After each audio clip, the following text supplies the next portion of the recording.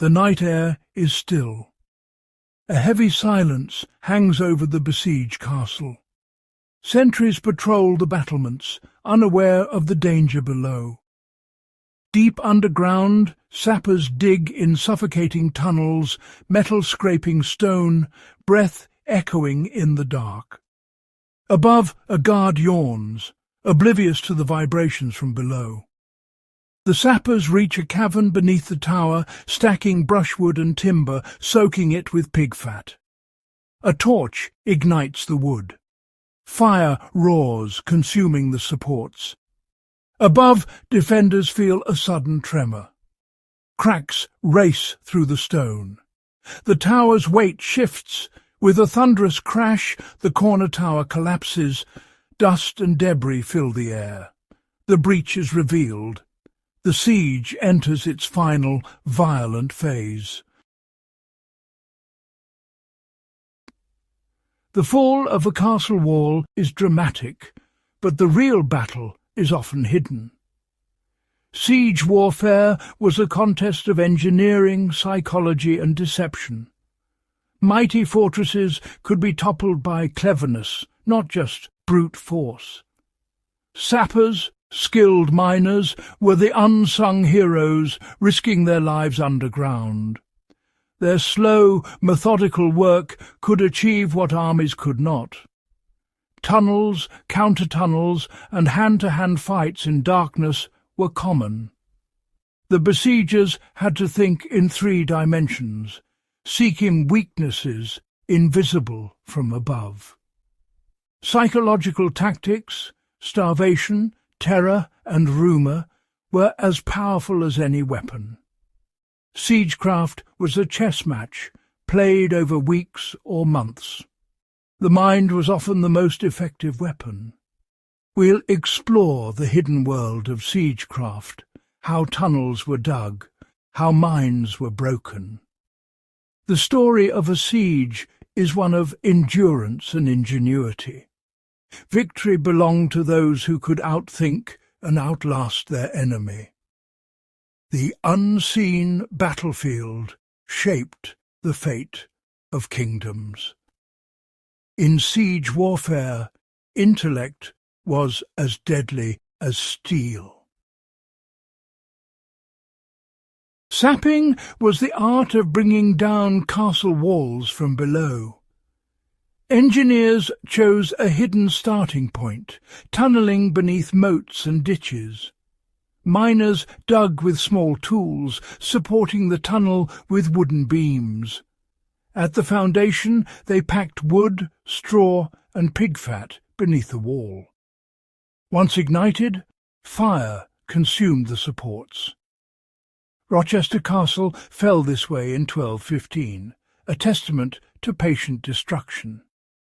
Sapping was dangerous. One mistake could bury the team. The science of destruction was as much about patience as power. Physical assault was only half the battle. The mind was the true battleground. Commanders aimed to break the defender's spirit before breaking their walls. Noise, drums, horns, shouting, robbed defenders of sleep, wearing them down. Starvation was a slow, relentless weapon. As supplies dwindled, hope faded. Attackers flaunted their abundance, roasting oxen within sight and smell of the starving garrison. Terror tactics escalated, diseased carcasses and severed heads hurled over the walls. Each gruesome missile was a message: surrender or suffer. Rumours and betrayal were powerful tools.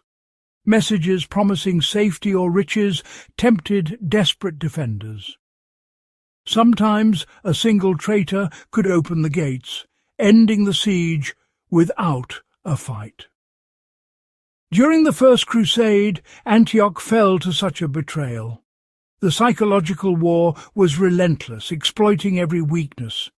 Morale was as vital as food or weapons. The mind could be besieged as thoroughly as any fortress. Victory often came to those who mastered fear and hope. Deception could win a siege as surely as any weapon. In 1590, the Dutch sought to retake Breda from the Spanish.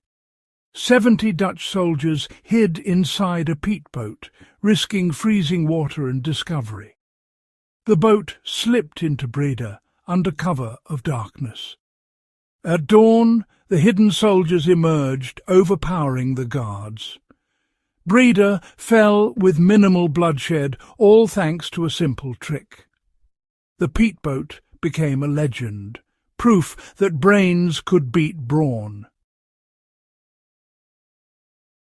Defenders weren't the only ones at risk. Besieging armies faced their own nightmares. Disease swept through crowded camps, killing more than battle ever could. Supplies ran low. Armies had to forage or rely on vulnerable supply lines.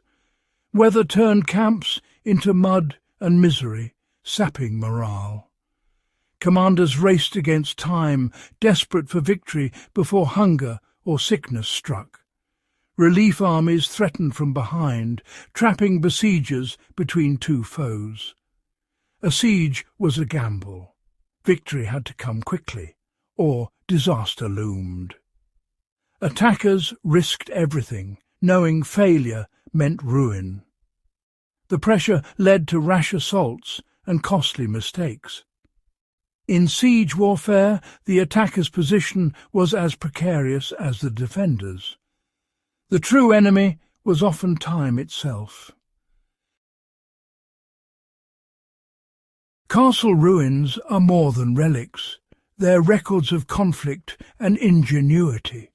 They show that brute force is rarely the best strategy. Sappers, spies, and clever deceptions often decided the outcome. Psychological strength and patience were as vital as walls and weapons. Victory belonged to those who could endure and adapt. The slow, methodical approach often triumphed over reckless assault. These lessons remain relevant. Creative problem-solving and resilience are timeless virtues. The strongest walls fall to persistent effort, not a single blow. History's sieges remind us that the mind is our greatest weapon. The stones of fallen castles still teach us about human endurance. Today, castle ruins seem peaceful, but their stones hold stories of struggle. Imagine the sentry, hungry and afraid, or the miner risking his life below. Every broken wall and gatehouse has a tale of battle, betrayal, or cunning. Siege warfare reminds us that appearances deceive. Strength can hide weakness. The world is full of unseen battlefields where intellect and will decide the outcome. Next time you visit a ruin, listen to the wind, look at the stones, and remember the minds that shaped their fate. These ruins honour both builders and those who brought them down. They are monuments to human ingenuity and courage. The lessons of siege warfare echo through time. The enduring power of the human spirit lives on in every stone.